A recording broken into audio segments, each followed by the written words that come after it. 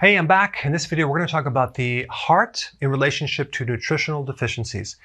One of the problems that you're running into is when you go to the doctor, there's just not enough attention or importance put on food in the relationship to how it affects the body, especially the heart, or diet.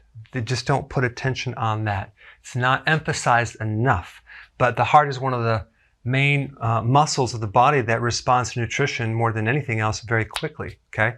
And you can do research on each thing I'm talking about and find a lot of great data, but mainly I just want to kind of cover some key points here. Number one, arrhythmias. That happens when you have a problem with the pacemaker of the heart. There's a part of the heart, it's a neurological thing that keeps the heart in rhythm, and it requires electrolytes. When there's not enough electrolytes, you can have problems with the pacemaker and have all sorts of issues with extra beats, missing beats, a beat that's not in rhythm anymore. All sorts of abnormal heart rhythm problems happen in your body, like atrial fibrillation, for example. Let's first start with calcium. Calcium normally helps you contract muscles, okay? It's involved in a lot of things, but that would be one thing that it does. Let's say, for example, you have too much calcium or not enough calcium. You can have a lot of issues. So calcium deficiency can cause tetany, that little twitch that happens, like maybe right below your left eye, like or in your arm. That's a calcium deficiency. Or if you have too much calcium, that can also create a rhythm problem with the heart as well. So if you're missing magnesium, for example, you could have a leg cramp because magnesium is involved in relaxation of muscle. So you have this contraction of the muscle controlled by the calcium and the relaxation of the muscle controlled by magnesium. They both work together. Now, if you have this thing in the heart where you have lub-dub, you have this contraction, relaxation, and you have this systolic, diastolic type pressure too. So if you have an imbalance in the systolic and the diastolic, it could be a problem with minerals, or it could be a problem with vitamin B1, because the autonomic nervous system is that system that regulates the heartbeat unconsciously. So it just runs the heartbeat on a certain pattern. So it could be a B1 deficiency, it could be a problem with calcium. Another problem with calcium in general is that if you don't have enough vitamin D3, you don't get the absorption of calcium too much, because vitamin D3 increases the absorption of calcium by 20 times in the small intestine, okay? Now, vitamin K2 is very, very important too in making sure you don't build up too much calcium in the arteries or the other soft tissues like the joints. So you need these both together. I recommend a ratio of 10,000 IUs of D3 to 100 micrograms of K2. Okay, I like the MK7 version. That's the natural version. So like if you have a big problem with calcium that's clogging up the arteries and things, I would recommend taking these ratios, like maybe times 4x in a given day. If you have a mild problem or you want to maintain it, you can just take a like a 10,000 IUs to 100 microgram ratio. Now, as far as the pH goes, if your pH is too alkaline, you can't transport calcium too well. The calcium doesn't really move that well, so you need an acidic pH to transport calcium. So again, even the pH can alter the transportation of minerals. The acid level in your stomach controls the absorption of minerals too, so that could be another problem. There's another condition where you have nanobacteria. Nanobacteria is a very small little microbe that lives in a little calcium shell. And it can hide out in your heart, in your kidney, in your mouth. And if you look up nanobacteria and plaquing in the arteries, you'll find a whole bunch of data, okay? They're finding now with these new microscopes that there's microbes in the calcium. And probably the reason why the calcium is there is, one of the reasons is the microbe is attracting the calcium to protect it so it can hide as a stealth mechanism so you can't find it. So in that case, you'd want something to dissolve that calcium plaquing, like a good chelator. EDTA is a really good one. I highly recommend it because that's a powerful calcium chelator. It also pulls out heavy metals. It's great for cardiovascular issues. Also, if you had a stroke and you want to get the arteries cleaned up, it's a really great product, well-researched. You can look it up. It's called EDTA. But if you dissolve the calcium shell, and you want to kill the nanobacteria, you want to use things like oregano oil, clove, things like that, that actually are like a natural herbal antibiotic without the side effects. Now, if you're low on sodium, you can feel very, very weak, okay? And if you have too much sodium, your blood pressure goes up. Let's say you have a lot of refined foods and no vegetables. You're going to have a lot of sodium, very low potassium, and you're going to be waterlogged. You're going to have swelling and edema all over the place. So we need some salt, but we don't need like way more than the other mineral called potassium. So we need a balance there. But here's the thing, if you're in a low salt diet, or if you're trying to so-called lower your blood pressure and you cut out the salt, okay, and you're drinking a lot of water, now we dilute that electrolyte, and it's called hyponatremia. And now we actually get all sorts of other health problems because we're becoming more dehydrated by drinking water, because we don't have the electrolytes as a solution. What hydrates you is not water, it's fluids. You need a combination of water and electrolytes at the same time, because when you drink pure water, or even distilled water, whatever, and you're peeing out urine, the urine has a lot of electrolytes, but the water has very few. So you create this imbalance if you drink too much water and you don't have enough sodium. Just a point to research.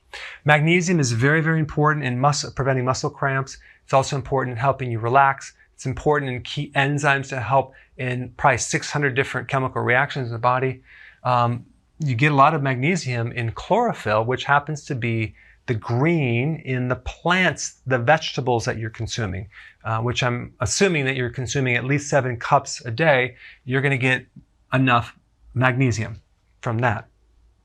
But also you need the potassium, which also comes from the same source, vegetables. So if you consume enough vegetables, like 7 to 10 cups, you'll kill both of these birds with one stone. You need a lot more potassium than magnesium though. But the problem is you're going to be worried about getting enough of it, because you need 4,700 milligrams. That's a lot. You need it for the electrical conductivity of the nervous system and the muscle. So if you're deficient in this, you can definitely have rhythm problems in the heart, atrial fibrillation, and all sorts of things. But most of the potassium is stored inside the cell, not outside the cell. So when you get your blood tested and it shows normal, that doesn't mean anything, because they're not actually testing intracellular potassium. That's a special test. The point I'm making is just to bring your awareness up of all the different factors. So you're not like worried about it, but you're just eating healthy, and now you know why you should eat healthy, because of these reasons. You're preventing a lot of issues. Not necessarily to test every little thing, but just to know the connection. Your pulse rate can go high if your potassium goes down. Potassium actually helps lower blood pressure and lower the pulse rate. So when you don't have enough potassium, it can go up. Okay, you can have high blood pressure if you're low on magnesium too. Insulin resistance is a condition where the cell can't really absorb the minerals too well anymore, and you start developing all sorts of issues within the arteries, like damaged artery walls, and then comes the calcium, your arteries will get stiff. So you can start developing conditions, hardening of the arteries, arterial sclerosis, things like that. And what you have to do is you have to get to the source, cut down the carbs, don't eat so frequently. I have the videos down below if this is your first video, but it's probably not. So you probably know all about it. But if you don't, there's a link down below. Insulin resistance is like a real big problem. People take diuretics for high blood pressure, but what happens is that it pulls out sodium and potassium. Well, we need to keep the potassium. One thing you might want to do is really increase your potassium as a primary way of helping you lower this with a lot of vegetables. It may just work. Okay, angina. This is a situation where you get the heart that cramps, okay? You have a heart attack, the heart cramps. One key vitamin could be responsible, and that's vitamin E. Vitamin E is very, very important in keeping the heart from cramping, keeping the oxygen up in the muscle. So if you're deficient in vitamin E, the amount of oxygen goes way down in the muscle, so it's very susceptible to getting cramps. And so you want to make sure you take a whole food vitamin complex, or just consume foods that are high in vitamin E, like seeds and nuts and vegetables, things like that. This is a fat-soluble vitamin though. So that could be one trigger. Plaquing usually develops after a lesion or an oxidative problem with the artery wall, because the person is consuming too much sugar, okay? Or they get exposed to iron, which is like rust. And then what happens, because sugar or glucose is very similar in the chemistry to vitamin C. By the way, they're very similar. If there's glucose in the system, it will absorb that and not vitamin C. And therefore, you're going to create a deficiency of vitamin C. So if given the choice, the body will take priority from glucose. So now if you don't have enough vitamin C, the antioxidant, the protective factor, you get oxidation damage to the artery wall. And then comes the calcium, and then comes the cholesterol as a band-aid to plaque it, and you start getting a clogged artery.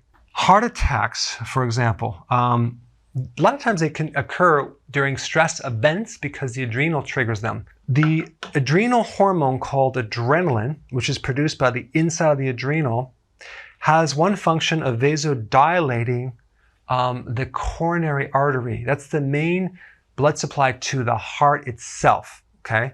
So if that artery doesn't vasodilate to get more blood flow, let's say you're under stress, it's supposed to open up to handle the new blood flow that is happening when you're being chased by a tiger so you can get out there, so you have more blood flow to the heart. If that artery doesn't open up and it constricts because your adrenals are burnt out, boom, another heart attack, especially if there's plaquing in there.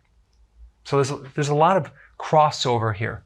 Vitamin B1 is really important in preventing the heart from enlarging. There's something called cardiomegaly where the heart enlarges if it doesn't have enough B1. Also, the pulse rate will go up if you don't have B1. A lot of respiratory problems and breathing problems when you don't have B1 as well. Vitamin B2 and B3 and even B6 are also involved in helping the artery vasodilate as well. So some of the B vitamins help the arteries constrict and some vasodilate. But if you're deficient in these two, you may have more vasoconstriction contributing to this heart attack right here. And by the way, vitamin B3, which is niacin, helps to keep cholesterol in check as well. But if you're doing a lot of sugar and the sugar is being converted to cholesterol, okay, vitamin B3 won't even touch it, okay? It won't even affect it. So you really need to clean up the sugar to handle your cholesterol fully. All right, so I hope I increased your awareness on the relationship between nutrients and heart health. Thanks for watching.